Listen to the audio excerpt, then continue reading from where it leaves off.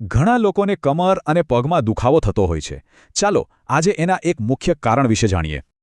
આ વિષયને ઊંડાણપૂર્વક સમજવા આપણી સાથે છે નિષ્ણાંત સ્પાઇન સર્જન ડૉક્ટર સાગર શર્મા.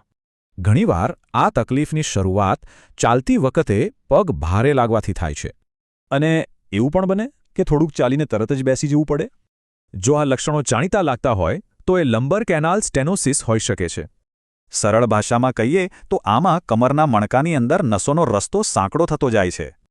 અને આ સાંકડા માર્ગનું પરિણામ શું આવે? એનાથી નસો પર દબાણ વધે છે. આ જ દબાણને કારણે ચાલતી વખતે દુખાવો થાય છે અને પગમાં જણજણાટી પણ થાય છે.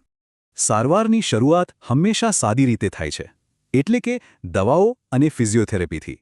પણ માની લો કે આ ઉપચારોથી કોઈ ફરક ન પડે તો પછી શું? જ્યારે સર્જરીની જરૂર પડે ત્યારે એનો હેતુ સ્પષ્ટ હોય છે: નસો પરનું દબાણ હટાવવું અને કરોડરજ્જુને બચાવવી.